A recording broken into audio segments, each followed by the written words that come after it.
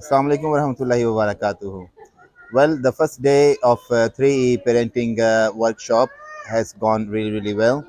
We have had many discussions. We learned a lot about these 3Es: engagement, environment, encouragement, and many different aspects of it.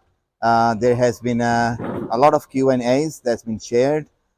Thoughts of the kids as well as the parents have been shared, and there has been ways of many ways of finding resolutions of being a good parent, as well as for the kids, I would say, because the children involved in it, they also have learned things or two. Why is it so important to be well engaged with parents, especially those kids who are a little bit grown ups in their 7, 8 years old or something like that?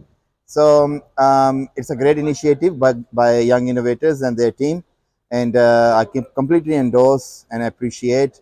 I will also encourage, even if you have missed out on the first session, being a parent, if you are especially young parents, please come in, speak to Shafkat Bhai, join us, and there are many things that we as parents, parenting is actually learning. It's a continuous learning experience, and it comes with time as your kids grow up. So please come join us and be part of a great initiative as a parent. Thank you.